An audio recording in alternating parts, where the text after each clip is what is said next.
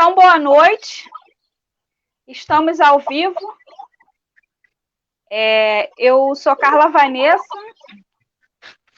tenho 35 anos, sou vítima de pedofilia intrafamiliar dos 3 aos 11 anos.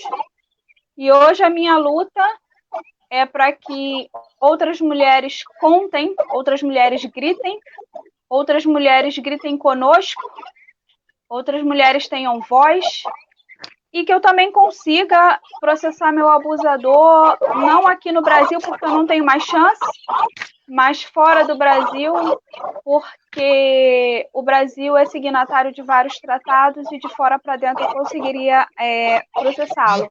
Eu vou começar a live lendo um poema de uma sobrevivente. Ela não quis da live, mas eu vou ler o poema dela, tá, gente? Então eu vou ler agora. É bem forte. Eu acho que vocês já leram, mas é bem forte. Pode gritar, ninguém irá acreditar. Eu não tenho pelo que correr. Não existe alguém para lhe socorrer. Se você contar, eu irei lhe matar. Mas é só se calar que a recompensa irá chegar. Você provocou e ainda vem-lhe que alguém abusou? Criança extravagante, quase pelada. Nunca lhe ensinaram a usar roupas de menina centrada? Isso parece até um abuso de poder, onde afeta um para o outro ter prazer. Mas o dano físico não é o único a ficar. Um cérebro conturbado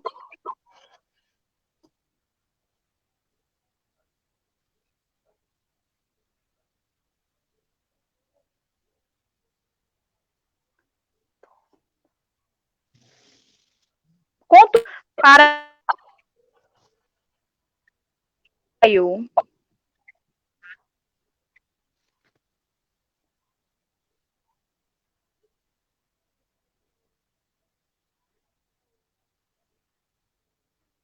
Voltou.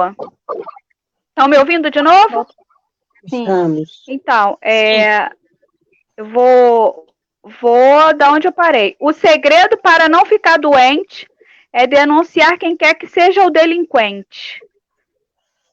Claro que geralmente é um rosto familiar, mas quando mais se calar, mais tempo ele poderá te torturar. Não existe idade nem roupa, e a pessoa ainda passa como louca. A justiça demora, mas nesse tempo você descobre sua melhor forma de melhora. Ele retrata, eu acho que todas nós, tudo que a gente sente, tudo que a gente passa, tudo que a gente passou, tudo que a gente ainda passa. Então, para complementar o poema, eu vou ler o nome e a idade das últimas crianças mortas pela pedofilia. Raíssa, 9 anos. Kayla Gabriela, 3 anos. Sara, 9 anos. Aline, 14 anos. Carla Emanuele, 1 ano e 8 meses. Gabriele, 10 anos, ela foi enterrada viva. Vitória, 1 mês e 7 dias. Fabiana Isadora, 2 anos. Ágata, 2 anos. Isso é para mostrar para vocês que o estupro, o abuso sexual infantil não tem idade, não tem roupa. Ele também não tem cara, tá? O pedófilo, ele não tem cara. A gente acha, na nossa vã idealização, de que é um homem que está passando na rua e vai pegar a criancinha e colocar no saco. E não é. O pedófilo está mais próximo do que a gente imagina e a gente não enxerga. Ele coloca um véu nos seus olhos e você não consegue enxergar ele, mas ele enxerga a sua criança. Eu vou passar para a Dayana, gente. Agora é o momento da nossa Dayana brilhar. Meu nome é Dayana, eu tenho 36 anos, eu sou uma sobrevivente de estupros e eu não sou o que fizeram comigo. Tudo começou quando eu tinha uns 3 anos de idade. Enquanto brincava à tarde de boneca, com pires e xícaras cor-de-rosa, o meu tio me levava para um quarto e me estuprava. Estava dentro de casa a minha mãe e a minha avó materna. Ele era considerado o filho querido, o filho predileto, amado por todos. E com 5 anos de idade, eu fui morar com meu pai. Enquanto ele me ensinava a ler e a escrever, que era o meu sonho, eu pegava aquelas revistinhas e queria muito ler, ele me estuprava. Eu não sei como eu aprendi a ler e a escrever. Nessa mesma casa morava o meu avô paterno, e enquanto eu almoçava, ele me estuprava. E nessa mesma casa tinha a minha avó paterna, onde eu sofri agressões físicas e emocionais. Depois disso, aos 7 anos de idade, eu fui morar com a minha avó materna e por volta de uns 8, 9 anos, eu fui dormir na casa de uma melhor amiga minha. O pai dela apareceu pelado. Eu belisquei ela, puxei o cabelo, ela não acordou. A irmã dela mais velha ficou sabendo, fez uma reunião familiar, me colocou no meio e falou: fala o que você viu. E eu, ali naquele momento, eu consegui dizer o que tinha acontecido. A minha mãe ficou com raiva, falou que eu era bocuda, que eu falava demais. Essa minha melhor amiga chegou e me perguntou se eu sabia beijar. Eu falei que não. E ela me deu um beijo. Eu fiquei numa situação de desespero, porque eu sofria dentro de casa, fora de casa, e procurei arrumar outra amiga e ter um laço de amizade. Por volta de uns 11, 12 anos, mais ou menos, na pré-adolescência, eu fui estuprada por ela. Com 14 anos, naquele momento, como eu já era uma pré-adolescente, eu não tinha muitas lembranças do passado. Eu achava que era fruto da minha imaginação. Mas na pré-adolescência, eu já tinha uma certa noção e eu me paralisei, eu travei, eu não agi. Eu fingi que não tinha acontecido nada e procurei caminhar e continuar. Com 14 anos, essa última amiga disse que tinha uma gangue de estupradores que queriam me pegar. Eu achei que fosse loucura tudo aquilo. Até uma mãe pegar sua filha e ir embora com ela, porque queriam pegar essa menina também. Nisso, eu indo para a escola, ele entrou no ônibus, enorme, forte, parecia que tomava anabolizantes, tinha uma letra de música na cabeça, no desenho do cabelo dele, e ela falou: é ele que quer te pegar. Eu me atirei do ônibus, eu me joguei do ônibus, eu vi que eu estava viva, eu corri para a escola, pedi ajuda da escola, uma mãe ouviu e disse que era verdade, porque tinham pego uma menina da rua dela. E ele era o último que estava vivo, porque já tinham assassinado todos os outros. A minha mãe me mandou morar na casa dessa amiga, e foi um terror a minha vida. E eu não tinha mais esperança de nada, eu não vivia. Eu era uma menina quieta quando criança, e depois eu passei pela fase bem rebelde, depois eu passei pela fase do silêncio, depois eu passei pela fase do esquecimento. Foi onde chegou os meus 15 anos. Eu tive 2 amigas de verdade que me ajudaram, e pessoas queridas, próximas, que eu determino que foram cruciais para eu ter sobrevivido naquele período de uma adolescência que foi tão difícil. Com 18 anos, a minha mãe se mudou, levou com ela o dinheiro da minha pensão alimentícia, que ela usava para uso próprio, e disse que eu não tinha nada e que ela só estava comigo aquele tempo todo devido ao dinheiro da pensão alimentícia. Nisso eu já não sabia mais o que fazer aos 18. Eu não sabia para que lado ir, eu não sabia para onde ir. O meu sonho era ter sido aeromoça. Eu não conseguia estudar, nada entrava na minha cabeça. E foi um período muito difícil e eu não via mais saída para mim. Aí eu arrumei um emprego porque o meu intuito era colocar uma mochila nas costas e sumir. Eu queria desaparecer. Aí eu arrumei um emprego e todo mundo falava, olha, tem um rapaz, combina com você, namora com ele. Aí eu acabei vendo ele com outros olhos, a gente começou a namorar e no mesmo instante eu já falei absolutamente tudo. Chorando muito, muito, muito, muito. E eu perguntei para ele se ele se casaria comigo. Ele falou que sim, que eu não tinha culpa de nada daquilo que aconteceu e que ele iria me ajudar. Enquanto ele fazia a faculdade, eu comprei uma loja de departamento, todas as coisas da casa, simplesinho, até meu chaveirinho da porta eu comprei. E eu pensei, uau, me casei, tá tudo bem, tá tudo ok. Eu tenho uma cama, eu tenho um cobertor quentinho, comida quente, um banho quente, que eu tomava um banho de escaldar, muito banho. E eu sentia muito frio, muito frio. Eu saí do meu emprego porque eu queria ficar olhando para casa, sentindo um lar, sentindo uma casa. Veio tudo à tona. Tudo, desde os meus 2 anos de idade, eu acho que vieram todas as recordações e eu fui sentir o tamanho de tudo aquilo.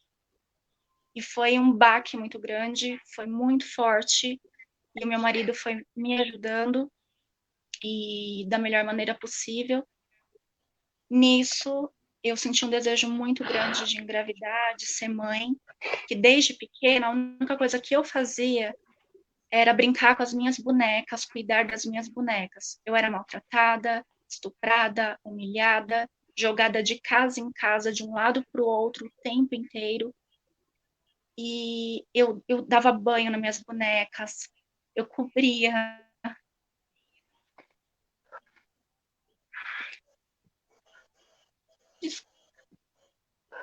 Aí eu engravidei. E a minha vida teve cor. É, de gerar ele, ver minha barriga crescer, ter uma vida dentro de mim. Eu sou louca por criança, eu amo crianças. E quando ele nasceu, eu senti correntes sendo quebradas, eu me senti lavada. E dar papinha para ele, dar uma mamá para ele, trocar a fralda, isso é muito importante para mim. Cobrir ele à noite, dar um bom dia. Ele foi para a escola com 4 anos de idade e eu instruí ele muito bem. E ele foi falando, eu queria ouvir, ter o retorno dele. Hoje, ele me ensina espanhol. E hoje, se batessem na minha porta e falassem assim, tudo bem que você não sabe inglês e espanhol, você quer ser uma aeromoça, eu te dou esse emprego. Eu não aceitaria. Por dinheiro nenhum. Porque tudo que eu faço por eles volta para mim. De uma maneira muito grande e forte. Eu sempre quis ser mãe de novo, meu marido também. O meu filho sempre me pediu um irmãozinho. Eu engravidei de novo e eu me senti plena, cheia, feliz, muito feliz. O meu pequenininho parece um solzinho. Eu falo que ele é meu solzinho da manhã. Ele ilumina o meu dia. A criança é muito preciosa.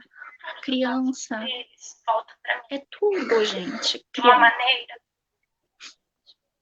E hoje eu sou há 14 anos que eu me casei. Eu sou dona de casa, sou mãe em tempo integral. Eu que educo os meus filhos. Eu e meu marido, nós criamos eles sozinhos. Eu não tenho vínculo, contato com absolutamente ninguém. Ninguém. E o meu bebê, eu dando mamar para ele, eu vi uma entrevista onde a menina havia sido estuprada 2 vezes. E aquilo me chocou.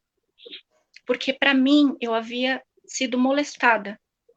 Depois eu parei para analisar, não, foi abuso sexual. Aí eu analisei melhor, não, foi tudo estupro, todos. Aí me veio muito forte no meu coração para eu escrever, colocar tudo no papel.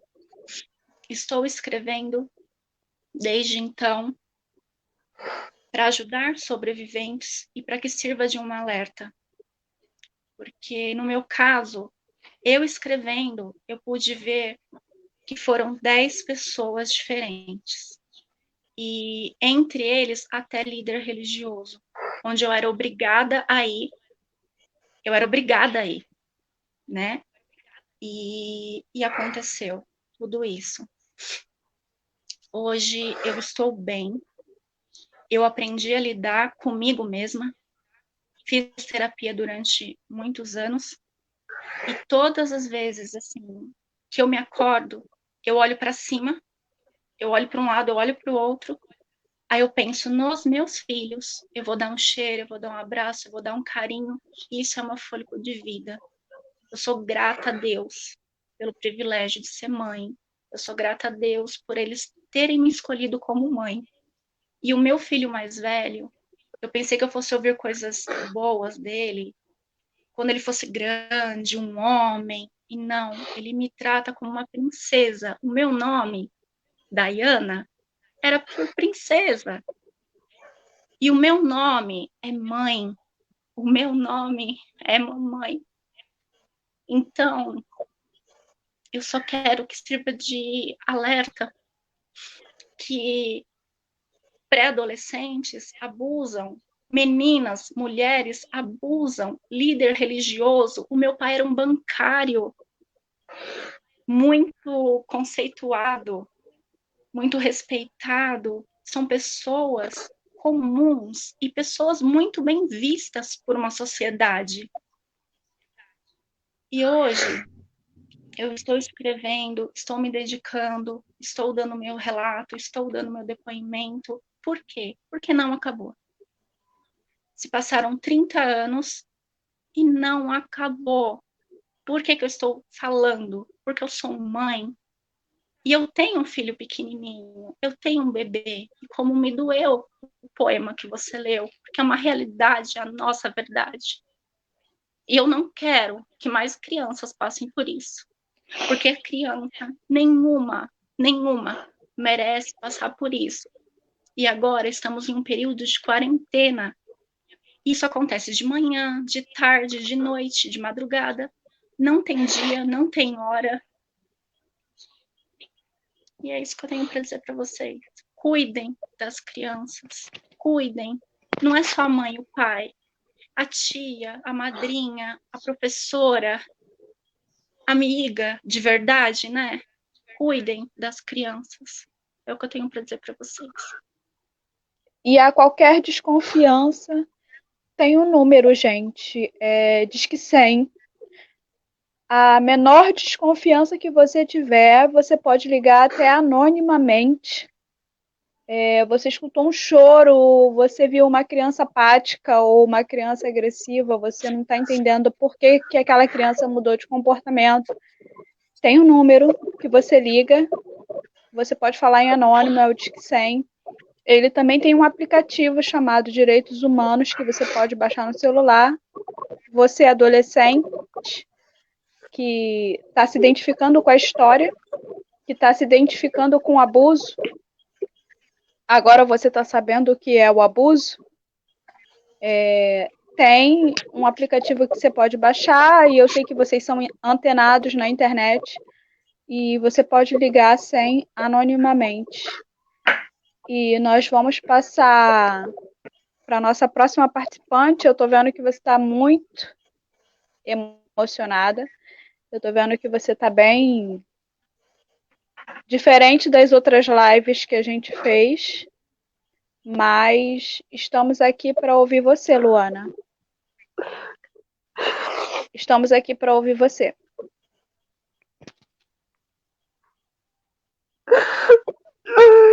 Desculpa. Não peça desculpa não, porque o que a Dayana falou é verdade.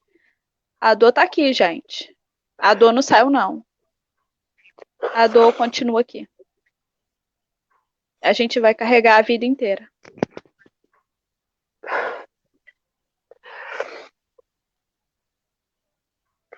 Tá difícil.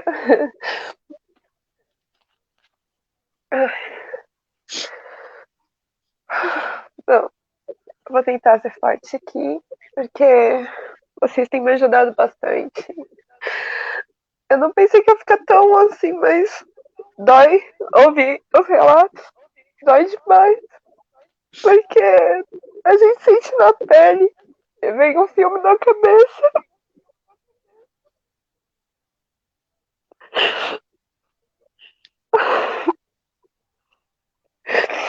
E antes de começar, eu só queria dizer, Dayana,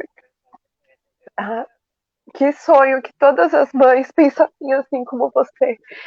Que não tivesse que passar por uma coisa tão terrível para ser um exemplo assim, sabe?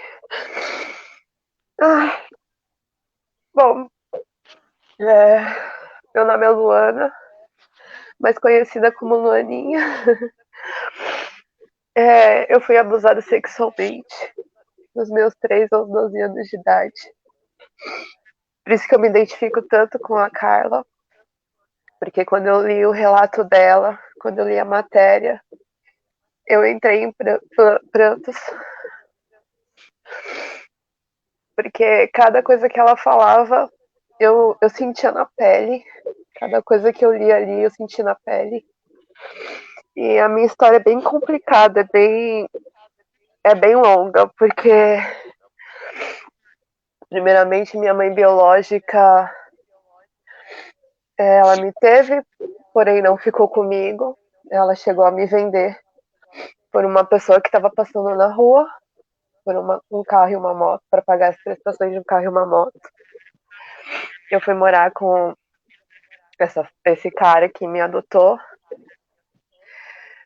E ali era para começar, teoricamente, a minha vida.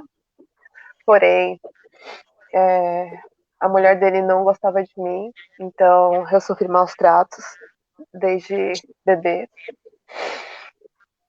Ela me deixava trancada num quarto, enfim, passei por um monte de apuros com mães ruins. E até que.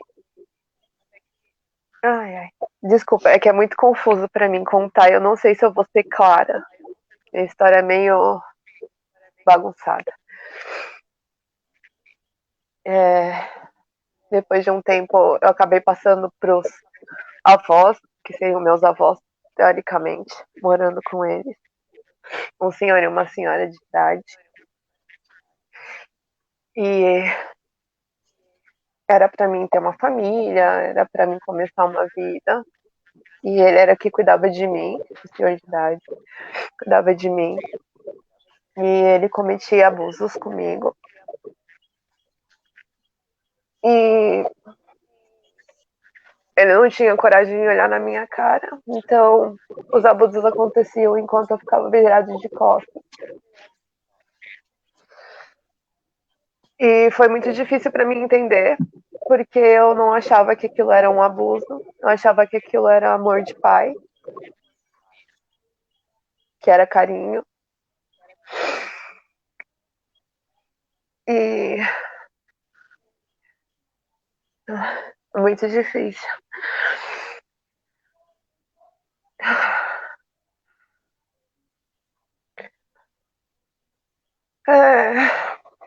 Eu lembro que tinha um quadro na sala de casa onde que acontecia os atos. ele me colocava ali de costas, cometia os atos comigo. Enquanto eu olhava aquela pintura, eu imaginava um outro mundo, onde eu estava fugindo de alguma coisa ruim. E isso é nítido ainda para mim até hoje.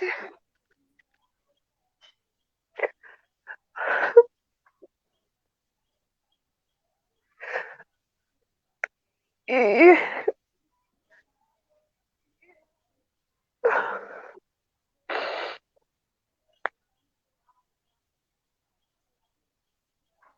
perdão, meninos.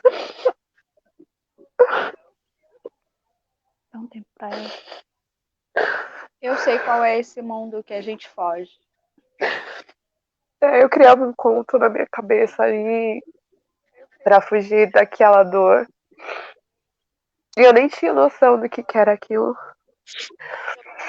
Isso que ele era um senhor de idade. Então, abusadores não tem cara, não tem idade, não tem. A gente não sabe, gente. A gente não sabe. E então, assim, eu passei minha adolescência depois. Eu acho que eu vivi uma negação por muito tempo. Até que vieram à tona muitas coisas. A sorte que eu tive é que eu tive um anjo que apareceu na minha vida e cuida de mim até hoje. Que as meninas do grupo conhecem, que é a Martinha. Que foi nela que eu consegui ter a confiança de contar o que tinha acontecido comigo.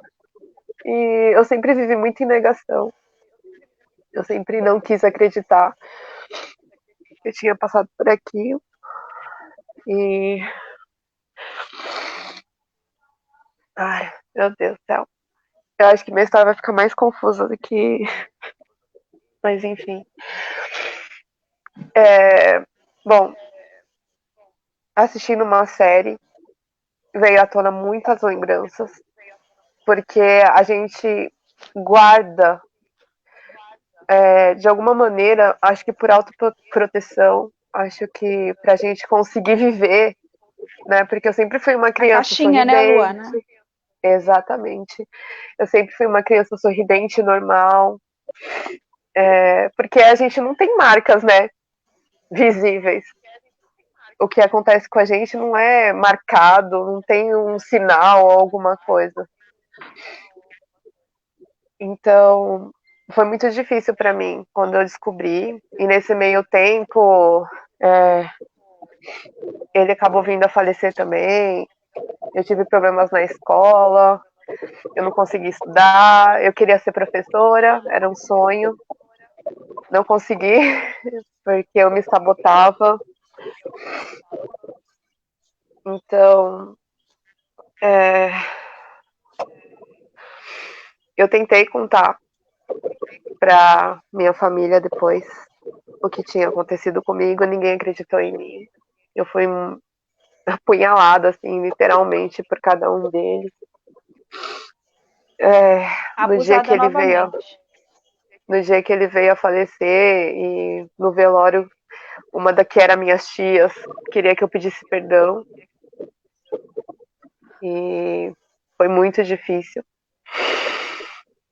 Então, era para mim continuar vivendo com ela, tudo mais, só que ela virou as costas para mim também. Eu fui jogada para fora de casa. Ouvi coisas terríveis da pessoa que eu tinha de imagem como mãe, daquela que eu cuidava, daquela que eu tinha um amor assim. Então, ela me apunhalou mais uma vez. E o pior de tudo é que no meio dessas minhas lembranças eu sei que ela sabia do que acontecia comigo. Tanto que aconteceu na mesma cama, junto com ela. Também aconteceu o abuso. E ela não fazia nada. E quando eu tentei falar, ela falou que tipo, eu era culpada, que aquilo estava acontecendo comigo mesmo. E virou as costas para mim. Eu tive que tirar todas as minhas coisas de casa, o pouco que eu tinha. E vim morar com a Martinha.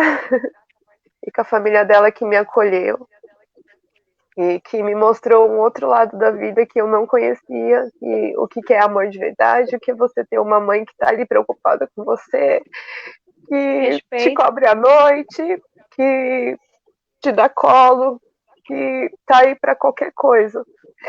Eu tô reconstruindo a minha vida. Eu tenho 29 anos e eu não fiz nenhum tipo de terapia. Por falta de oportunidade, por falta de tempo, mas eu sei que eu preciso ir atrás. Eu sei que eu preciso ir atrás disso. Mas agora ainda chegou a quarentena e um monte de coisa aconteceu. Eu tenho que trabalhar, eu tenho que ajudar aqui em casa e eu tô tentando não desmoronar, mas é difícil quando você ouve um relato, quando você vê uma história, não tem como você não sentir na pele. E eu consegui reconstruir minha vida, eu sou feliz hoje, eu tenho uma família, eu tenho um lugar seguro, eu tenho pessoas que me dão apoio, eu criei uma família de amigos, que eu chamo de amigos, que sabem da minha história, porque eu nunca escondi a minha história.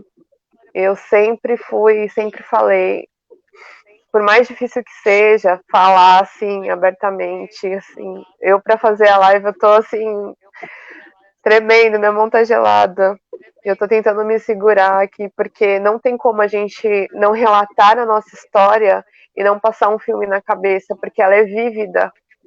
Quem é vítima sabe, a gente sente na pele. Cada lembrança que a gente tem, ela é vívida, ela é sentida, ela é doída. É tão doída que a gente geralmente sente as dores no próprio corpo, de tão forte que é. Porque por mais que a gente fuja, por mais que a gente tente continuar, é muito difícil.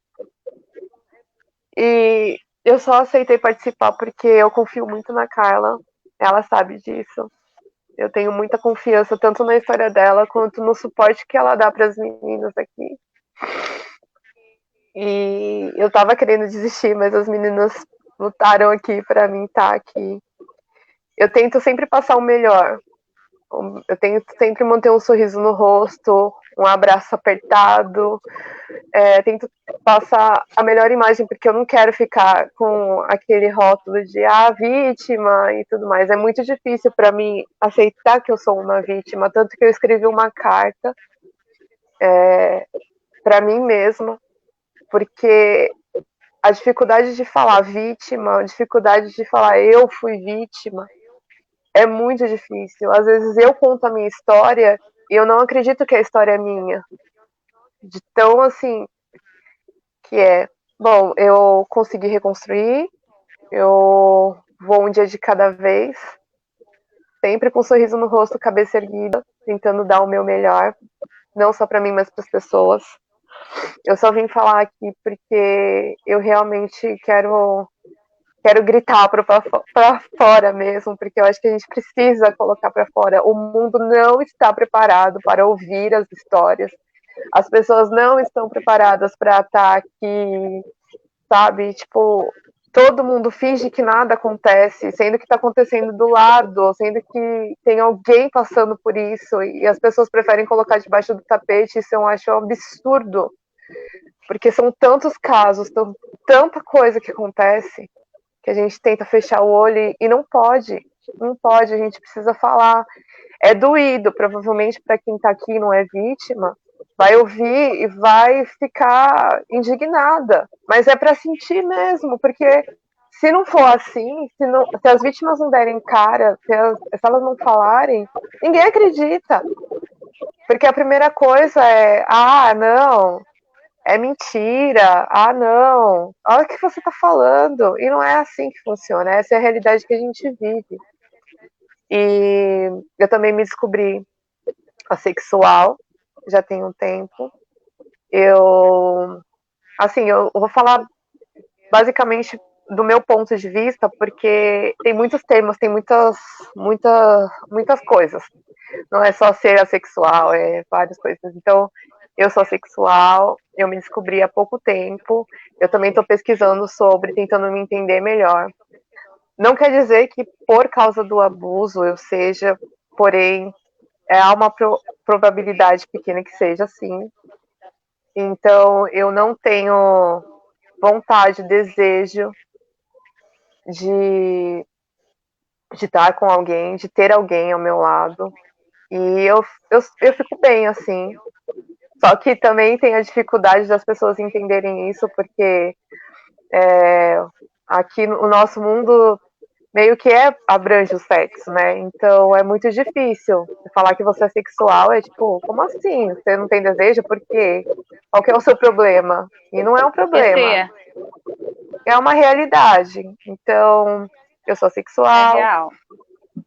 eu sou vítima e não sei, o que eu posso dizer é só prestem atenção, observem, porque as sequelas que ficam na gente são muitas. Não dá nem para citar todas aqui, porque. E ao mesmo tempo que as sequelas são assim, cada uma que tá aqui provavelmente sabe? Tipo, a gente provavelmente tem todos os sintomas iguais, sabe? Então isso não é uma brincadeira, isso é uma realidade, a gente precisa abrir os olhos, a gente precisa acordar, a gente precisa gritar, a gente precisa pôr pra fora. E eu descobri a dança, descobri o yoga, que me fazem muito bem, que me fazem centrar e ter forças para continuar viva. Assim, eu já tive vontade de me matar, mas hoje em dia eu só tenho vontade de viver, tenho vontade de tentar fazer alguma coisa pelo outro, tentar abordar esse assunto, porque eu tô cansada de deixar ele debaixo do tapete. Então é que nem eu já falei pra Carla, eu cansei de me calar, sabe? Eu cansei de ficar quieta, sabe? Eu acho que precisa ser falado, sim. E eu acho que é basicamente isso. Eu me perdi no que eu ia falar, mas. A É isso. gente vai para. Luana, eu adorei o seu depoimento. Foi com toda a sua alma, deu para ver que foi com toda a sua alma. Eu sei esse mundo aí que você fugia, eu acho que todos nós temos um Liga o mundinho que celular nós para não ouvir. fugíamos para se esconder, para fugir da dor, para fugir de tudo. Eu sei que mundinho é esse. E agora a gente vai passar para nossa participante, a Loura. A Loura, ela nunca deu o depoimento dela. Ela nunca deu o depoimento dela. Ela só tem um desenho. Então eu vou deixar ela falar, se ela conseguir falar. Loura, é com você, minha amiga. Como eu te disse, eu tô aqui e vou estar aqui sempre.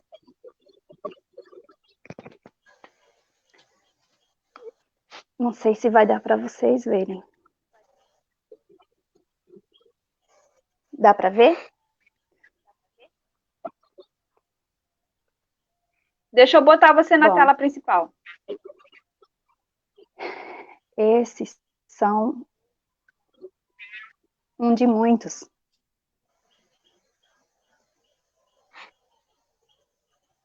A gente imagina que nunca acontece com a gente.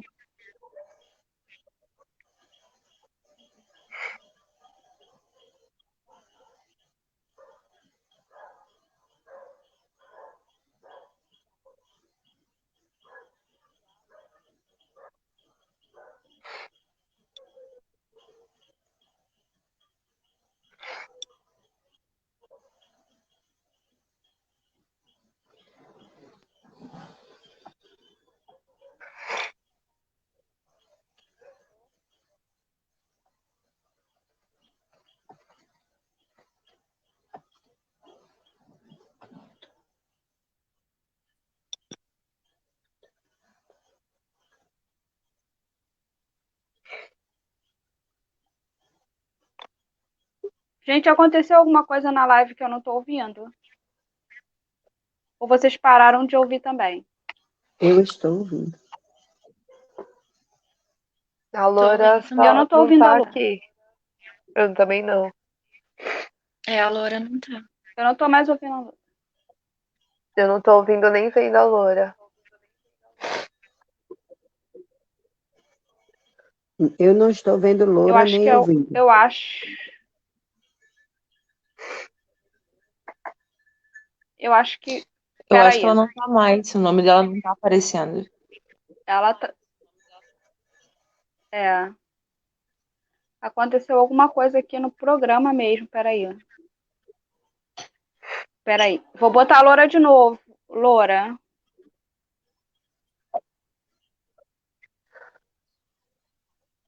É. Aconteceu alguma coisa aqui, gente. Bem no depoimento que eu tava esperando da Loura.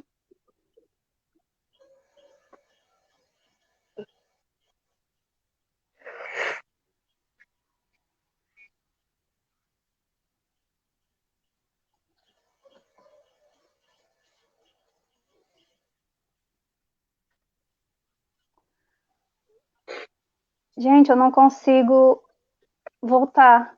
Vocês estão me vendo? Agora tava. Não Ela, sai Tava nem e um ela tinha caiu. instante. entrado, ela está entrando. Ela está entrando. Entrou, Tá entrando. ela entrou.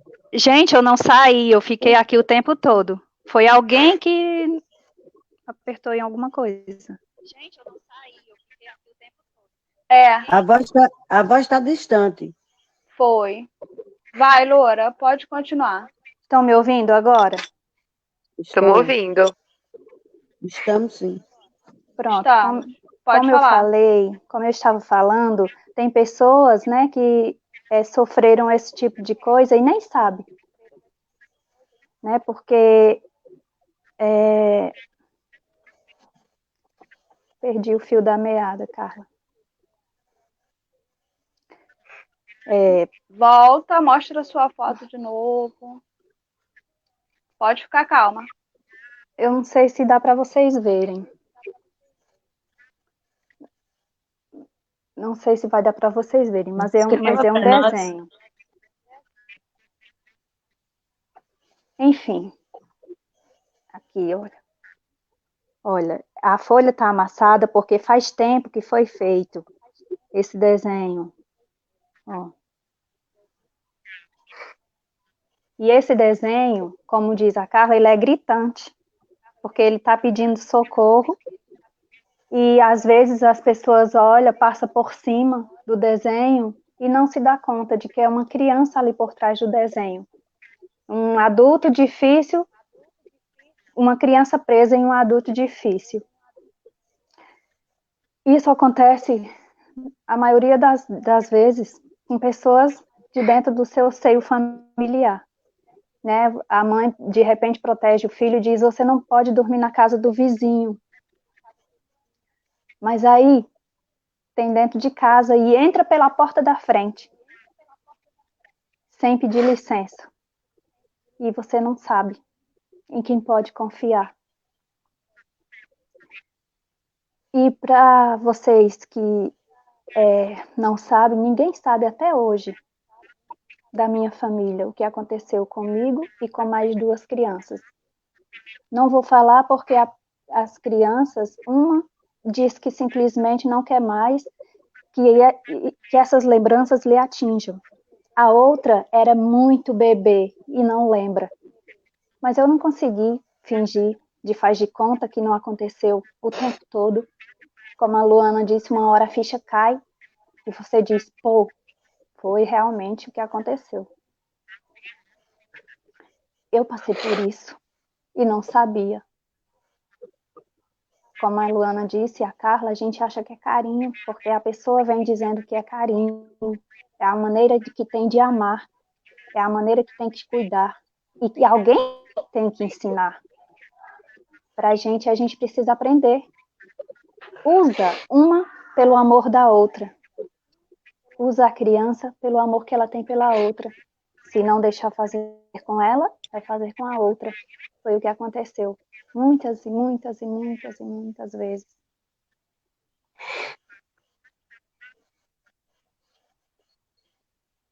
Minha mãe. Loura, o seu foi Minha mãe não de sabe, né? que idade a qual idade?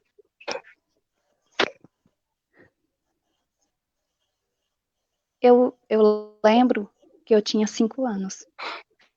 Quando tudo aconteceu, que eu possa ter uma idade para lembrar. E quando acabou, eu não faço a menor ideia de quando acabou. Porque, na verdade, nunca acabou. A gente só se transfere, né, de lugar. A gente passa pela infância sem se dar conta disso. Quando a gente viu, já era ontem. E eu lembro que uma vez, para esquecer os pesadelos e o choro, eu passei por baixo de uma cerca, ia correndo, eu corria muito, para aquilo não me pegasse. Passei por baixo de uma cerca e um arame me cortou. E no calor do momento a gente não sente. Só que depois, quando eu vi aquele sangue descer no meu braço, nas minhas pernas, onde passou pelo arame, eu senti uma coisa diferente. Quando eu estava com aquela dor que todo mundo tem por dentro, eu ia lá e fazia um corte. Quando o sangue saía, parecia que de certa forma aquilo aliviava, só que só por um pouquinho. Depois a dor recomeçava e aí a gente tinha que cobrir, era duas dores. Tinha que cobrir para que outra pessoa não notasse. E eu passei a minha adolescência inteira dessa maneira. Consegui casar, por incrível que pareça, eu consegui casar. Eu tive um marido, ele não era ruim, ele me deu o presente melhor do mundo, eu tenho uma filha, linda, mas eu não consegui levar adiante o meu casamento. Não porque ele era ruim, e sim porque eu não conseguia ser mulher. Eu não conseguia deixar que me tocassem. Então, aquilo tudo acabou depois que o meu casamento foi embora. Acabou, ficou só eu e minha filha. E eu tô seguindo em frente. A gente acha que é só quando a gente é criancinha, inocente, que as coisas acontecem. Mas quando a gente é grande, as coisas ainda acontecem. Porque a maldade do ser humano é exuberante. E eu não sei se eu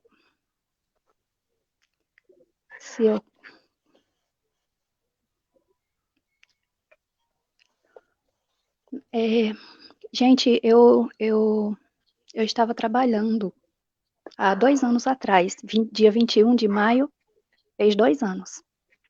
Vai fazer 6 anos que eu estou divorciada. Dia 21 de maio fez 2 anos que isso se repetiu durante o meu expediente de trabalho. Eu estava em uma visita a domicílio quando tudo aconteceu de novo. E a pessoa filmou, além de fazer o que fez, filmou tudo. Ele usou algo, eu não sei, alguma coisa meio que entorpecente, e eu não conseguia reagir. Eu só sentia que eram mais pessoas, eu não sei quantas tinham. Eu ouvia vozes e tinha uma mulher presente, por incrível que pareça. Não fui eu que denunciou, porque eu não ia conseguir fazer isso pelas ameaças. Chegou a denunciar o médico que me atendeu no hospital, junto com a diretora do hospital. A pessoa nunca foi pega. Nunca foi. O caso já foi até arquivado. Chegou a ser, tive boletim, exame de corpo de delito, tudo. O caso foi para o Ministério Público e foi arquivado por conta de provas. Ou seja, da infância eu não vou conseguir me vingar nunca, porque já morreu. Vingar quer dizer ter resposta, né?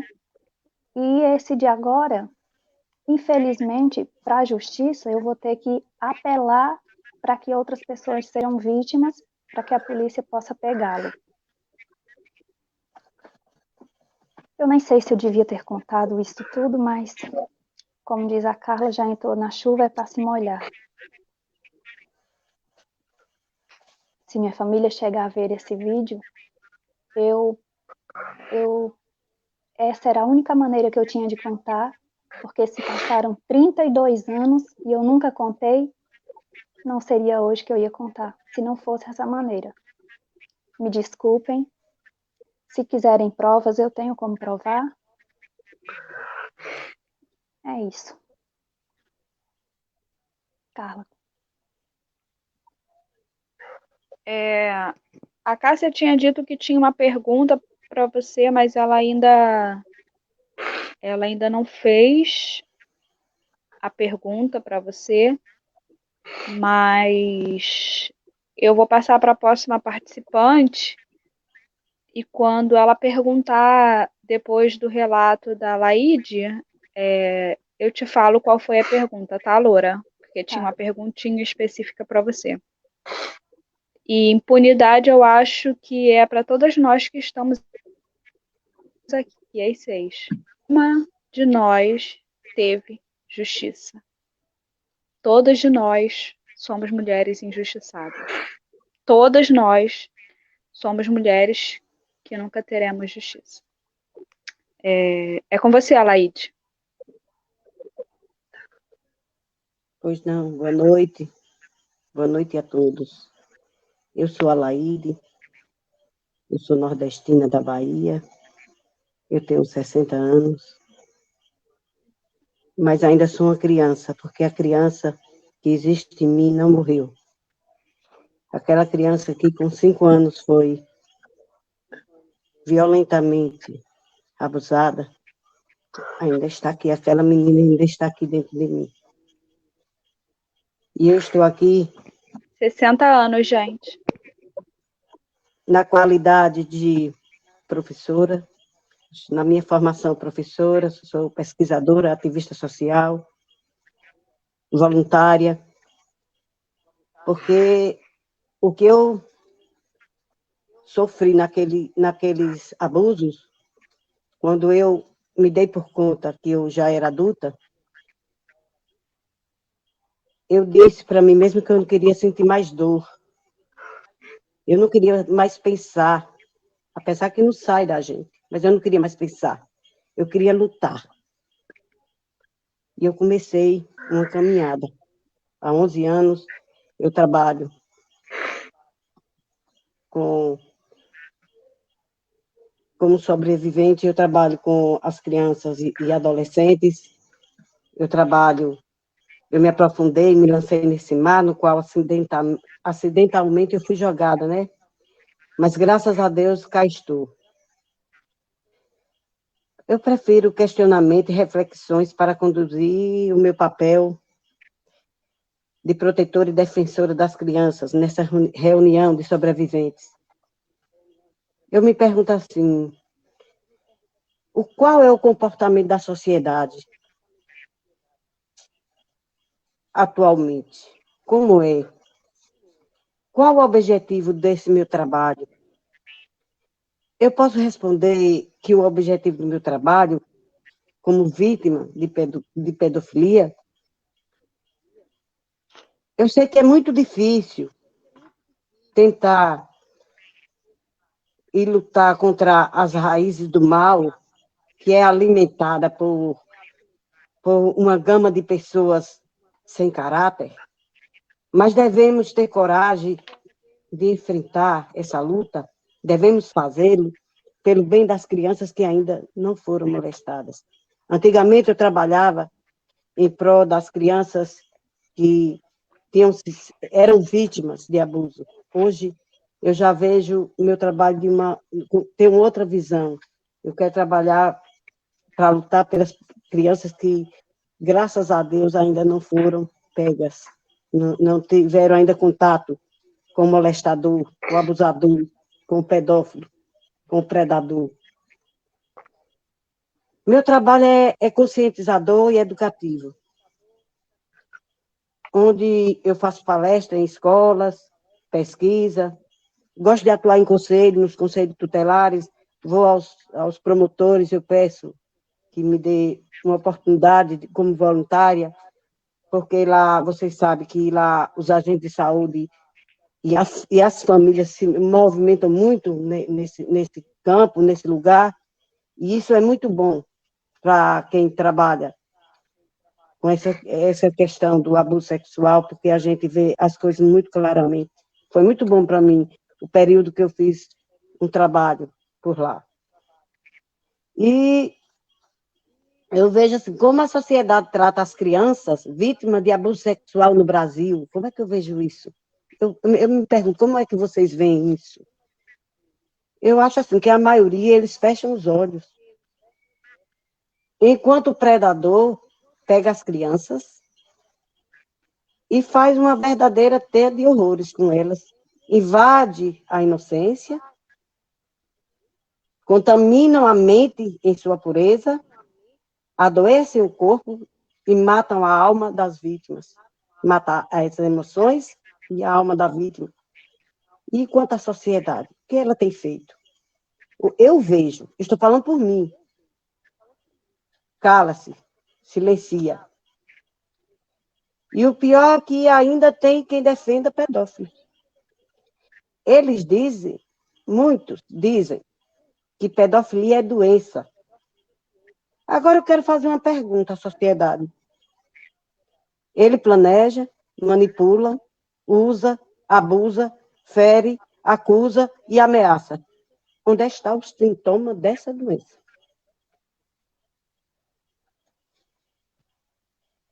Qual o maior fator de risco para as crianças atualmente? O que é que eu acho? A omissão da sociedade, o descaso das famílias, a negação em participar da luta pelos grupos sociais. É lamentável o quadro familiar hoje, minha gente. Em nosso país, o crime intrafamiliar, onde muitos pais são molestadores e muitas mães são cúmplices desses pais. Os padrastos são o índice mais alto atualmente de abusador de criança. Eu não sei o que é que nós podemos fazer diante de um quadro horrendo desse, onde as famílias estão sendo esfaceladas.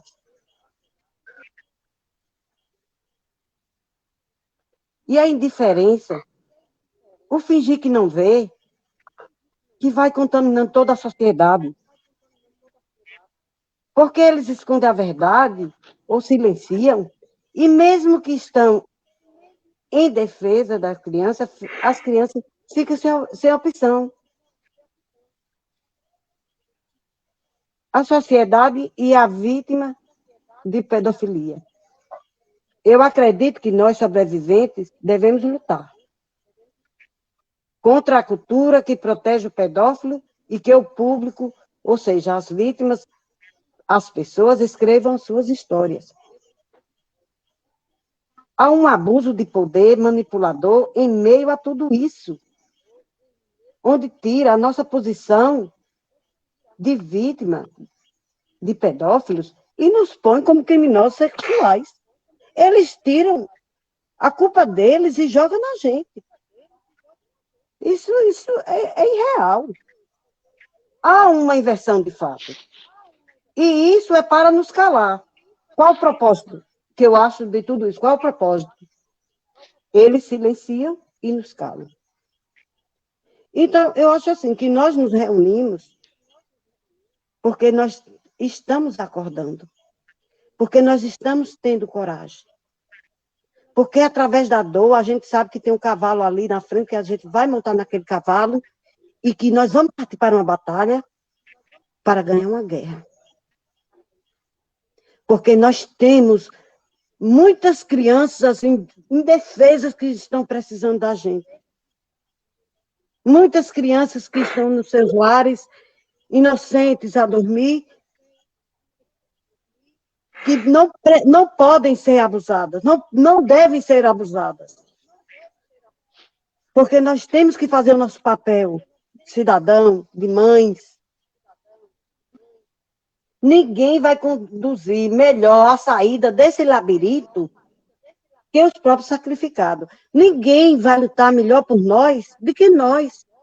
Eu sei, nós fomos o sacrifício naquele dia terrível. Quando nós fomos abusados, nós fomos o sacrifício. E existem alguns que querem manipular o povo em nome do crime sexual em inocentes e usar as vítimas para ganhar fama, prestígio e dinheiro. Isso é terrível. Pelo amor de Deus. Tenho visto. Acorda, sociedade. Acorda, gente. Pessoas que, na maior cara de pau, pretendem ganhar troféu e moedas em cima das nossas feridas abertas. Nós somos pessoas, nós somos seres humanos que não temos mais vida, porque emocionalmente nós morremos. Nós nunca mais vamos ser, nunca vamos voltar a ser aquela criança que éramos antes de ser abusada. Destruíram a nossa vida emocional. Nós hoje vivemos através de remédios, de idas a psicólogos, psiquiatras. Por quê? Porque uma pessoa sem caráter, que dizem que é doente, que eu não sei onde é que está a doença aí, usou o nosso corpo inocente para o seu bom prazer.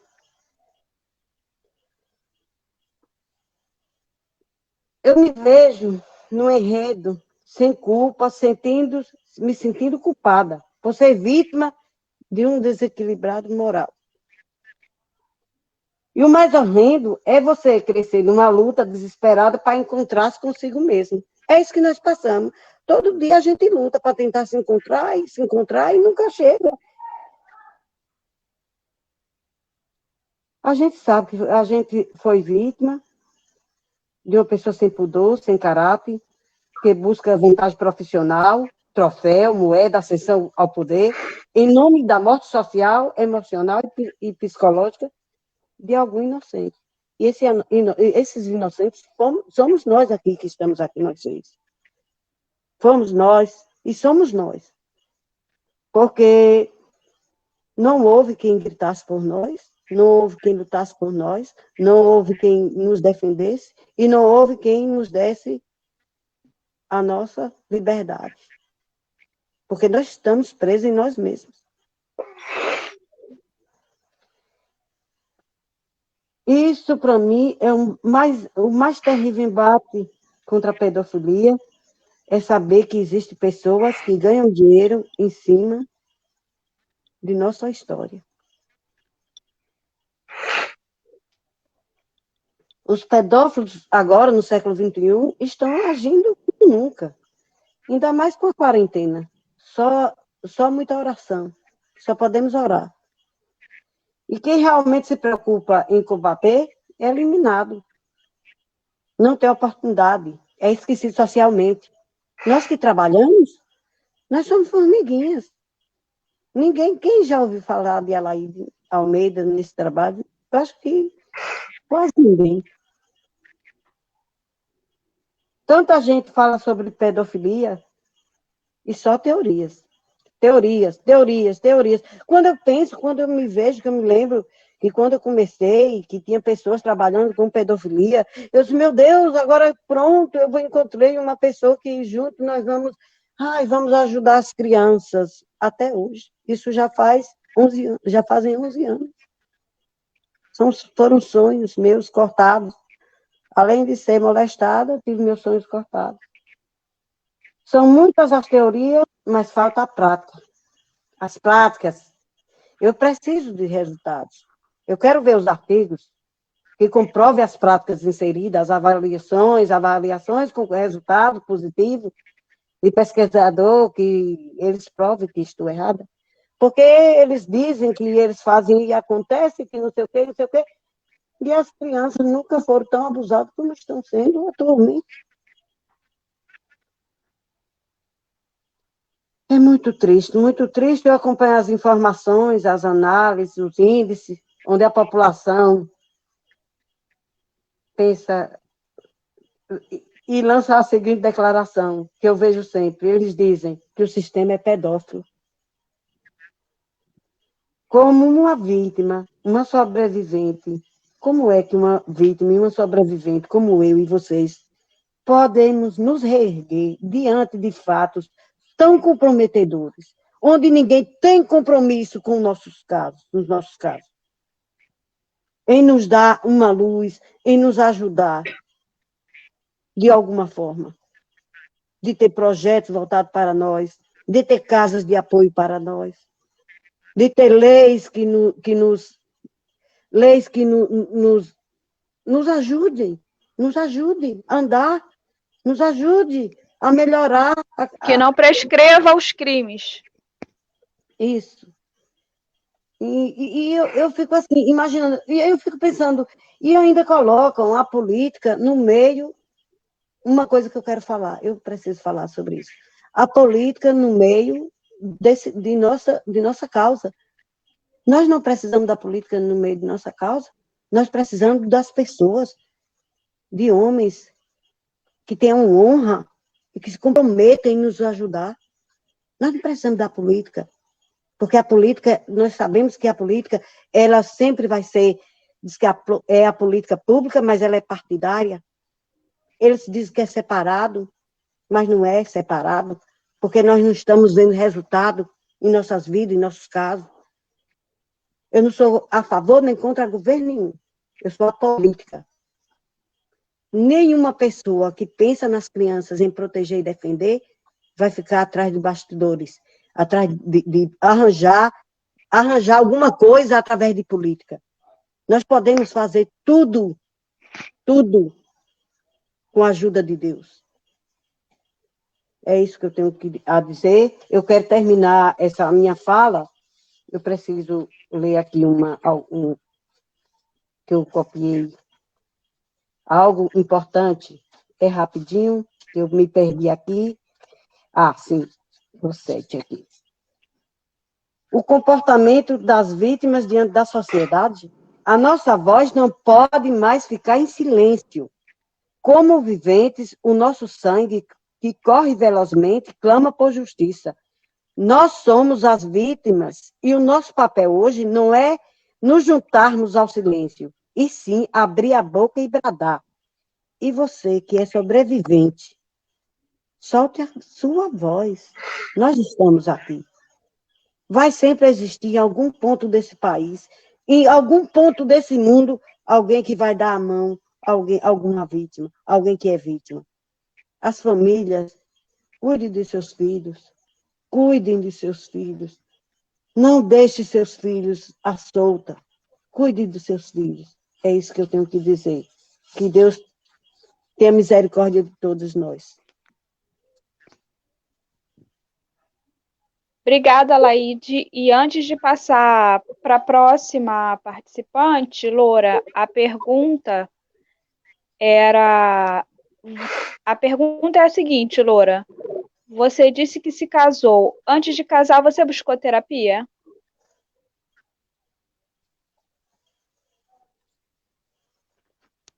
Não, E enquanto casada, você contou para o seu cônjuge? também não. Tá respondido, Cássia. E a nossa próxima participante é a nossa queridíssima Juliana Molina, que tem um projeto maravilhoso. E eu vou deixar para ela falar. Boa noite, gente. Meu nome é Juliana Molina Constantino. Eu tenho 31 anos, sou do Paraná. E como a Carla bem disse, eu tenho um projeto de palestras chamado Não Conta para o Seu Pai.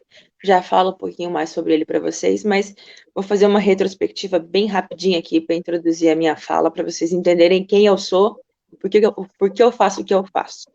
Então, como eu disse, 31 anos, fui abusada sexualmente por um tio agregado à família, dos 5 aos 13 anos, porém perseguida até os 16. Aos 18 anos eu contei, quase que num ato falho, contei para minha mãe, conversando com ela. Fui muito bem acolhida. Meu pai desconfiou que, já que tinha acontecido comigo, por que não poderia ter acontecido com os meus outros irmãos? Fomos investigando, descobrimos que os 3 eram abusados pela mesma pessoa ao mesmo tempo, debaixo do nariz de todo mundo, nos mesmos lugares. Na minha casa, na casa deles, na casa dos meus avós, e ninguém nunca, jamais desconfiou. E os meus pais eram muito diligentes, muito atenciosos. Nunca foi uma questão de negligência, foi uma questão de psicopatia mesmo. Porque o meu agressor tem todas as características de um psicopata, verdadeiro psicopata. Então ele manipulava nós de uma forma assim maestral, da forma que a Loura comentou em algum momento sobre usar sobre usar um contra o outro. Eu sempre uso uma cena de um filme para ilustrar isso, que quem assistiu vai reconhecer. Aquele filme A Espera de um Milagre. Tem uma cena no final do filme em que mostra como aconteceu a morte das irmãzinhas e mostra o cara que matou elas com um canivete. Ele aponta para uma e fala: se você falar alguma coisa, eu mato ela. Aponta para outra e fala: se você fizer alguma coisa, eu mato ela. E era isso que ele fazia.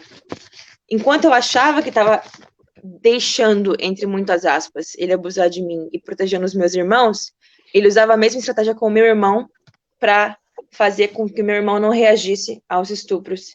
E ele abusava dos 3 ao mesmo tempo. Meu irmão se matou aos 19 anos, tomou veneno. Ele nunca conseguiu tratar o trauma, diferente de mim, que costumo falar que falo até para o Papa, se precisar, a motivação da minha vida é falar disso.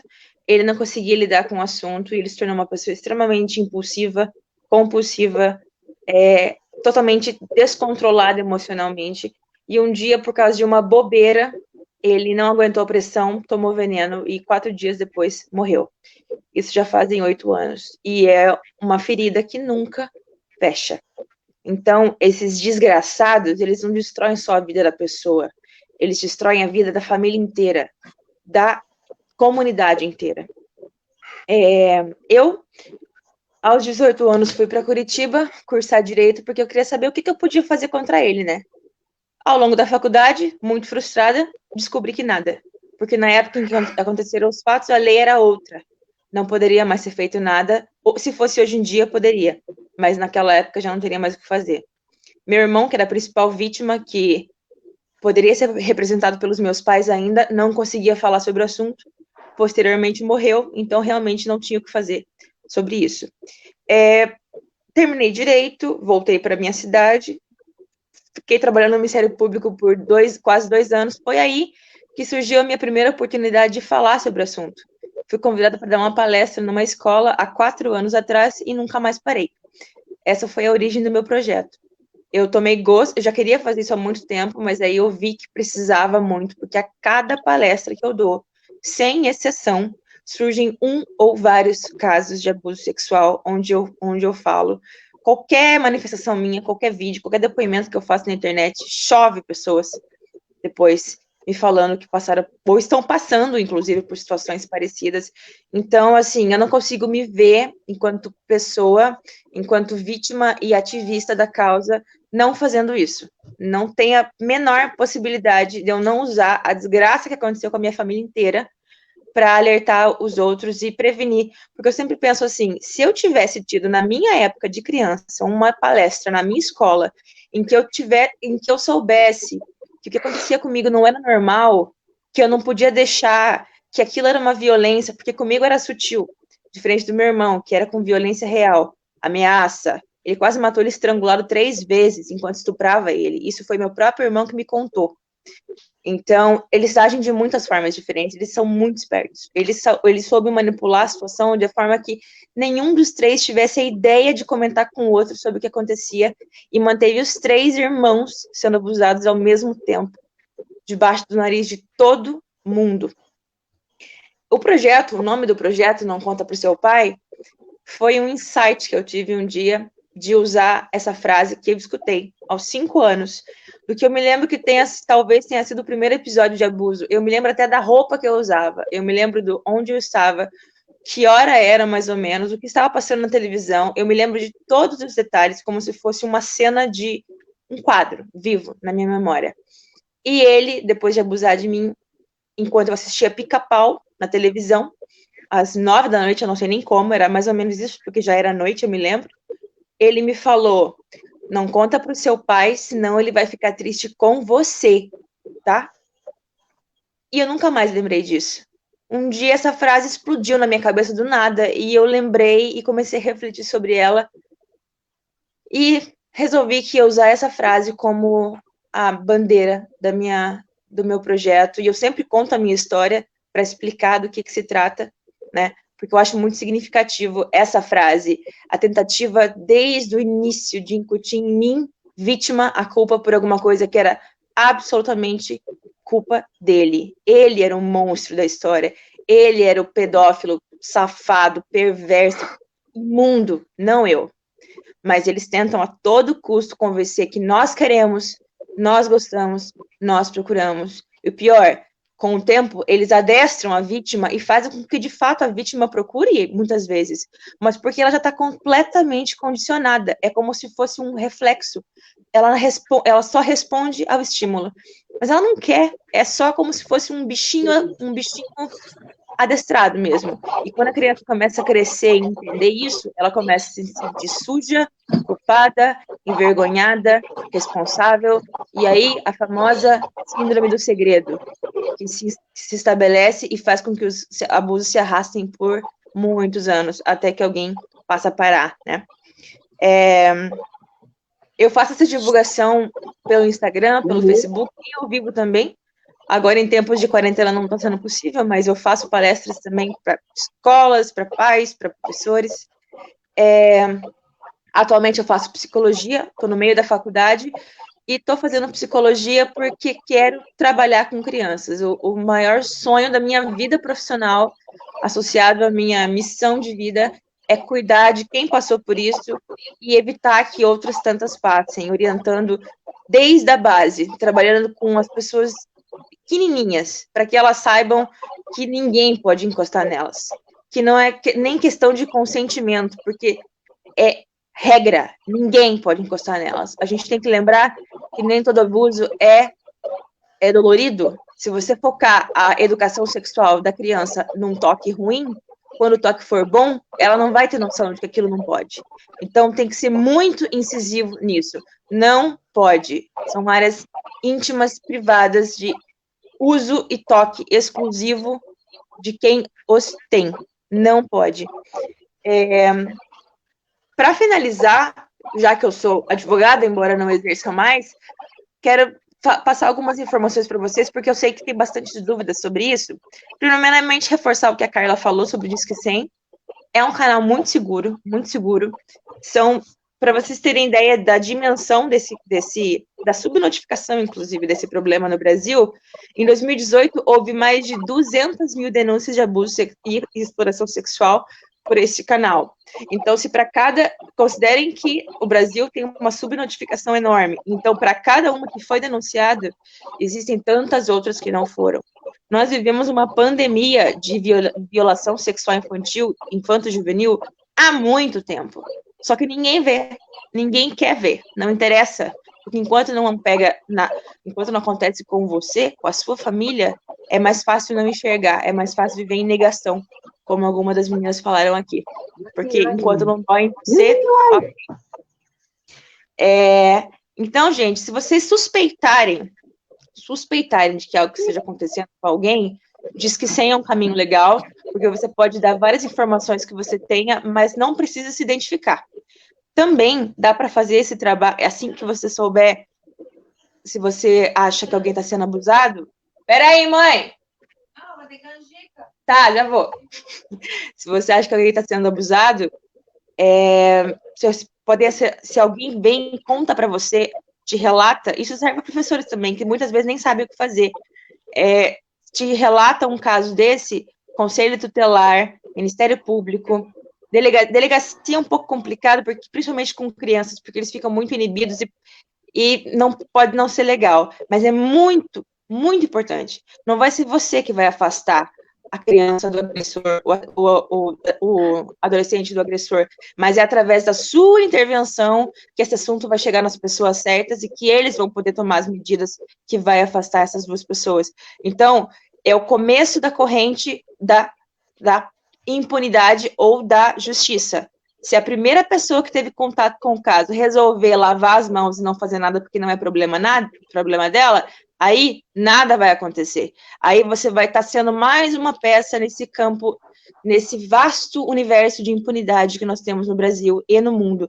Porque quem sabe da situação e se omite é quase tão criminoso quanto quem está, de fato, cometendo crime. Nós temos que parar de fugir da responsabilidade. É responsabilidade, inclusive, previsto na Constituição, de todo cidadão, a proteção das crianças e dos adolescentes, que são o público preferencial em diversas políticas públicas, ou deveria ser, e merece atenção especial nossa, enquanto cidadãos, enquanto contribuintes, enquanto seres humanos, basicamente. Basta ser humano para se colocar no lugar dos outros e imaginar que você não quer que destruam a sua vida, a sua família, porque isso é uma marca, gente, que é eterna. É como matar e deixar vivo. Uns se recuperam mais, outros se recuperam menos, mas a gama de transtornos, de prejuízos psicológicos, físicos, estruturais que uma pessoa passa por isso, não tem nem como dimensionar. Depende muito do apoio que ela vai ter, de quanto ela foi acolhida ou não foi acolhida. Deixa eu ver. E para finalizar, quero falar para vocês sobre o que não fazer diante de uma suspeita ou de um relato de um abuso sexual. Primeira coisa, se uma criança ou um adolescente chegar para você e te contar isso, entenda, ela escolheu você, não chame outra pessoa, não fique apavorado e saia correndo. Já foi muito difícil escolher você para falar, quer dizer que ela está explodindo e precisa falar. Então, se ela escolheu você, não faça muitas caras e bocas, escute atentamente, mas não demonstre muita emoção, porque se for uma criança, por exemplo, e você demonstrar muito espanto, ela pode ficar retraída com vergonha, parar de relatar, ou ela pode direcionar o discurso dela de acordo com o que ela acha que você quer ouvir e omitir algumas partes ou criar outras partes, porque crianças são muito suscetíveis a como o interlocutor dela age. Por isso que tem que ser muito neutro na hora de escutar uma criança ou um adolescente. Não fale, não pergunte para a criança ou para o adolescente, ué, mas por que você não contou antes? Ou faça comentários do tipo, nossa, se demorou tanto para falar é porque devia estar gostando. Gente, isso é o que a gente chama de revitimização. Isso é machucar demais. Já não basta todo o inferno que aquela pessoa passou. Você vai e enfia o dedo na ferida. Você é tão podre quanto aquela pessoa que fez o que fez. Não sejam essas pessoas. E, de novo, não se omitam. É obrigação de todo mundo. Vai ficar chato na família? Vai. Vão falar mal? Vão. Mas os errados são eles. Não é quem faz alguma coisa. Errado é quem se omite, quem finge que não é com ele, porque é mais fácil. Esses são os covardes. Só não são tão covardes quanto quem faz isso. Mas estão ali, ó, um passinho só. Porque saber não fazer nada ou lavar as mãos só para não ter que se mexer, não ter que se sujar, olha, não quero esse tipo de gente perto de mim nunca na vida, viu? Porque para mim não vale o ar que respira. Então, não sejam essas pessoas. E para concluir, se você, esse é um dos piores casos possíveis, se você flagra um caso de estupro, primeira coisa, não fale para essa criança tomar banho antes de ir para a delegacia, para o Ministério Público, para qualquer lugar. Pode ser que haja material genético nas roupas dela, isso quando for lá para o ML, pode ser usado. Então, não dê banho, não se livre das roupas. Aliás, muito boa dica. Se puder trocar de roupa, guarde essas roupas numa sacola, leve junto, mas não se desfaça, porque pode ser prova. E outra coisa, sempre falo para os adolescentes quando eu faço palestra com eles, celular não existe só para Facebook e Instagram não, tá? Celular também existe para produção de provas. Sejam mais espertos do que esses safados sem caráter. Se vocês sabem, por exemplo, que vocês estão vivendo uma situação dessa, vocês sabem que vão passar por uma situação onde, inevitavelmente, vocês vão se deparar com essa pessoa, peguem o celular, deixem ele discretamente gravando num canto. Claro, você não vai permitir que a pessoa abuse de você só para produzir uma prova, mas você conseguir pegar a tentativa, a aproximação suspeita, já vai ser um indício de prova que vai te ajudar muito lá na frente, na hora de confrontar esse cara na justiça. Então, eu sempre falo, sejam mais espertos. As vítimas têm que ter participação ativa nos seus processos. Ela não é de passiva, já basta toda a situação que ela passou, em que ela foi obrigada a se manter numa posição passiva para sobreviver. quando tudo passa, é hora de se mexer e fazer mais, sair da caixinha, sair da posição de apenas sofrer, começar a causar problema também. Porque mesmo que você não consiga condenar esse cara, porque muitas vezes é difícil, pelo tempo que passou, pela falta de provas, né? Porque no direito nada se alega, tudo se comprova. Mesmo assim, se você puder incomodar essa pessoa, já tá bom, sabe? O importante é você fazer alguma coisa para você se sentir bem com você mesma, para você sentir que você não deixou barato, que o que estava ao teu alcance você fez. E é por isso, no final de tudo, resumindo, que eu faço o que eu faço. Porque eu acho que é obrigação de quem passou por isso contribuir de alguma forma, e porque eu tenho muito claro na minha cabeça que eu nunca, em hipótese alguma, vou deixar que esqueçam quem é o cara que fez o que fez com a minha família, do que ele é capaz e onde ele está, até o dia que ele morrer. Eu faço questão de que nunca esqueçam quem ele é. Porque eles não param, gente. Entendam isso. Eles não param. Nunca param. Eles podem dar uma pausa, eles podem mudar de estratégia, mas eles não param. Eles são predadores sexuais de crianças. Não tem coisa mais repulsiva do que isso. Então, novamente, se omitir é ser quase tão criminoso quanto esses caras. Não se omitam. Acho que era isso. Obrigada, gente.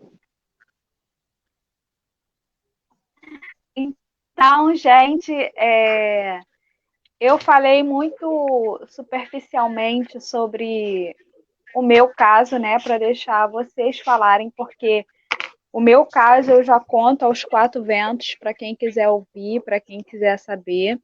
Eu tenho um grupo chamado Florescendo Carlas Vanessas, que lá a gente apoia, é apoio mútuo entre mulheres vítimas de violência ou não, e apoiadoras, né?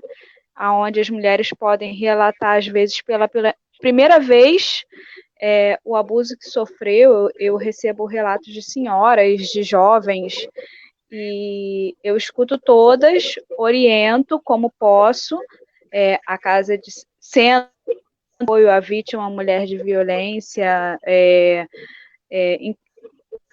falo de DEANs, de CEANs, principalmente da ajuda psicológica, e a primeira coisa que eu recomendo, que eu falo para essa vítima de abuso, é o atendimento psiquiátrico e psicológico, porque não tem recuperação, né, gente?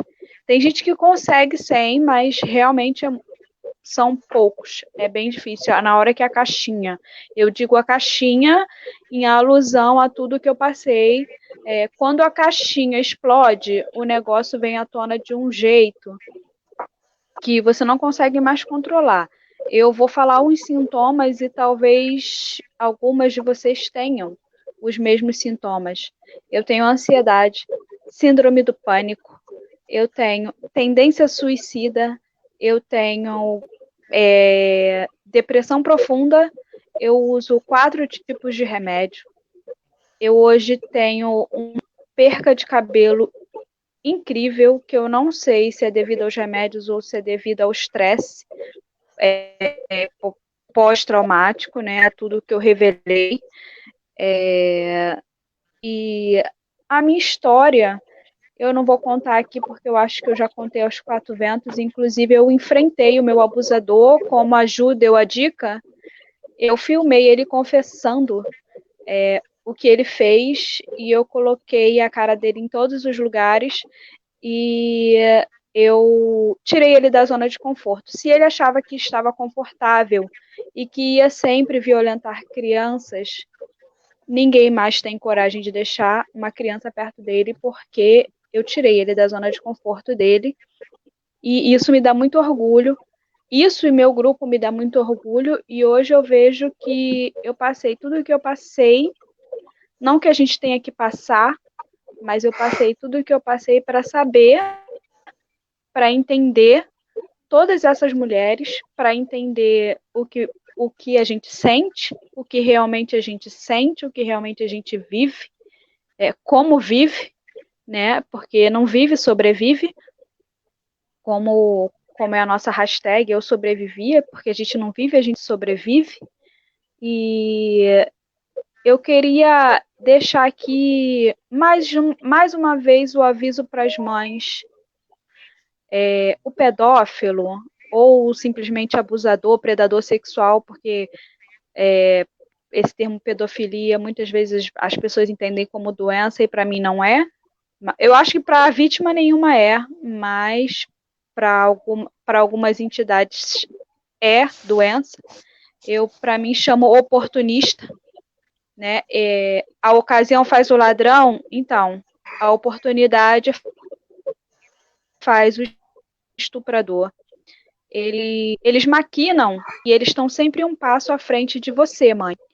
Ele está sempre um passo à sua frente. Ele sabe como te ludibriar, ele sabe como ludibriar a criança, ele sabe como fazer aquela criança não falar. Ele sabe usar o amor, até mesmo o amor dessa criança contra ela, o amor que ela sente por ele, porque ela não entende o que ela está passando. Então, ainda acha que ama aquela pessoa e ele usa o amor dessa criança contra ela. E às vezes está ali na sua fuça, mas você não está vendo. Então, eu vou dar aqui os maiores predadores sexuais: padrastos, seguidos de pai, seguidos de avós, seguidos de tios, seguidos de irmãos e seguidos de vizinhos de porta. Então, fique de olho, proteja a sua criança e quando a sua criança contar, faça o favor de acolher a sua criança ao invés de acreditar no predador sexual, sei lá por qual motivo que vocês acreditam, eu não sei. Mas eu vou falar aqui umas frasezinhas para você falar para sua criancinha quando ela te contar, ou seu adolescente. Eu acredito em você. Você foi muito corajosa ou corajoso ao me contar. Você não tem culpa nenhuma. A culpa é de quem fez isso com você. Eu irei te proteger e cuidar de você. Porque às vezes a gente só precisa ouvir que você acredita na gente e que vai proteger. Só isso é suficiente. E você cumpre a sua promessa, por favor. Proteja a sua criança. E acredite na sua criança. Nós estamos aqui para mostrar a cara da pedofilia, que na verdade não tem cara. E nós estamos aqui para dizer para a sociedade que nós não vamos mais nos calar e vocês não vão mais nos varrer para debaixo do tapete, que nós existimos, nós estamos aqui, vamos continuar aqui e nós vamos dar um jeito de vocês entenderem o que é abuso sexual infantil, mesmo que vocês não queiram. Obrigada, gente. Alguém tem mais alguma consideração a fazer? Eu só queria agradecer a oportunidade. É sempre muito bom falar sobre esse assunto, embora pareça meio estranho, né? Falar que é sempre bom falar sobre isso, mas para mim é. Para mim, além de ser um serviço à humanidade, Para mim também. Cura também. Falar é cura. Freud estava muito certo nesse aspecto. Falar cura. Então, acho que a mensagem final é essa, né? Falar. Não se calem, não se calem. Cada um tem seu tempo, seu fato. Se você não conseguir falar, você escreve. Isso, se não conseguir falar, escreve. Se escreve, rasga, bota fogo, faz o que quiser, mas bota pra fora de algum jeito. A cura começa por aí. E quanto mais você ajuda pessoas que passaram por isso, mais fortalecido você se sente. Então, acho que eu faço isso no final das contas para que os outros façam também. Obrigada. Alguém mais quer falar alguma coisa, uma consideração final, alguma coisa? Eu gostaria de agradecer, Carla. Obrigada, Dayana. Você é uma querida. Gente, a Dayana vai lançar um livro. Muito obrigada mesmo. Vai demorar um pouquinho ainda, mas eu vou, tá? Tô terminando de escrever. E hoje eu sou mãe e meus filhos são pequenos. Eu cuido deles com todo amor e carinho do mundo. E mesmo assim, eu decidi pegar um tempinho para me dedicar e para participar de projetos onde possam ajudar sobreviventes e conscientizar as pessoas a cuidarem das suas crianças. Muito obrigada às idealizadoras do projeto e vocês. E vocês são demais. Muito obrigada mesmo. Eu quero agradecer a Beth Maia, a Josi, a Carla e a todas vocês por fazer parte desse sonho de mudar a cabeça, a mentalidade das pessoas e que a gente consiga ajudar as crianças. É esse meu desejo. Proteger e defender essas crianças até o fim. Nosso sonho de que as pessoas entendam que realmente existe, que aconteceu e que acontece. Esse é o nosso sonho, que você entenda que acontece sim, não é só na casa do vizinho, não, é na sua casa, dentro da sua casa. É isso que a gente quer que você entenda. A gente quer que você proteja o seu bebê antes de acontecer, para ele não se tornar um adulto problemático. Eu, por exemplo, sou muito problemática, então, para ele não se tornar um adulto como eu, que se auto-sabota, que tem vários outros problemas psicológicos. E é isso que a gente quer. A gente quer estar um passo à frente deles, porque eles estão sempre um passo na nossa frente. Infelizmente, eles estão um passo à nossa frente. Mas eu queria muito que a sociedade, que as mães tivessem um passo à frente deles. Sempre. Porque aí eles não iam conseguir tocar na sua criança. Era isso mesmo que eu quero, é esse meu sonho. Eu também, como a Ju, idealizo palestras, idealizo tudo isso, eu dou entrevistas, eu mostro o vídeo que eu gravei dele confessando, porque eu não sou uma mentirosa, eu não inventei uma história, nenhuma de nós inventou história alguma, não são falsas memórias, nós somos adultos conscientes do que estamos fazendo e aonde queremos chegar. Mais alguém que queira falar? Loura, não? Luaninha, não? Então eu também quero agradecer. Mais alguém? Eu vou colocar aqui, gente. Oi, tá me ouvindo? Sim. Pode falar. Tô ouvindo, pode falar. Eu quero agradecer, Carla, de novo, a Joyce também, a Beth, que ficaram dando apoio, suporte para mim estar aqui. Quero pedir desculpas se eu chorei, se ficou confuso na minha história. Eu ainda estou meio emocionada aqui, mas... E eu quero agradecer a cada uma que está aqui, que contou sua história, porque se não fosse pela Carla, a gente não se conheceria, a gente não estaria aqui dando a cara a tapa. Então, muita gratidão e estamos na luta aqui.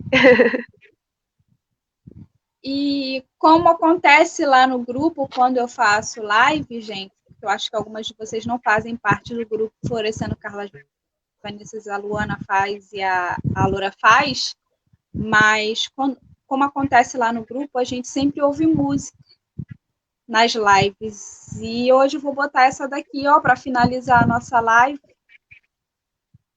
que é uma música que eu gosto muito. Tá dando para ouvir?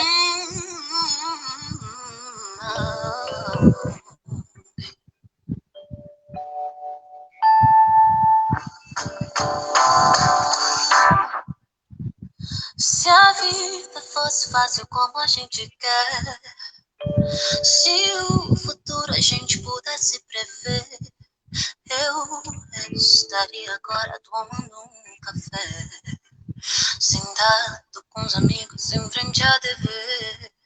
Eu olharia, sabes como eu nunca olhei, daria um abraço apertado em meus avós, diria eu te amo a quem nunca pensei. Talvez é o que o universo espera de nós. Eu quero ser curada e ajudar a curar também. Eu quero ser melhor do que eu nunca vou.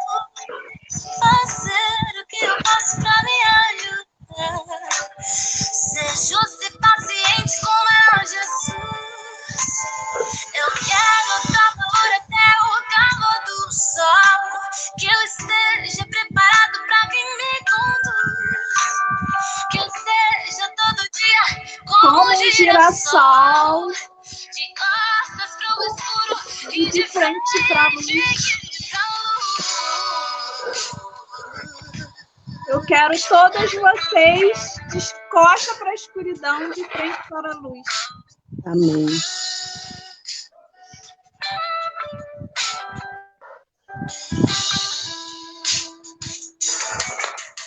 Eu olharia, sabes como eu nunca olhei. Daria um abraço apertado, imensa voz. Diria eu te amo a quem nunca pensei. Talvez é o que o universo me pede, não.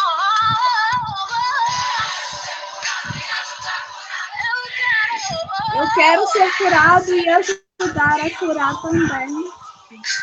Fazer o que eu posso pra me ajudar. Seja paciente, coragem. Eu quero. Chora não, Luana. A gente tá aqui para contar a nossa história. Nós sobrevivemos.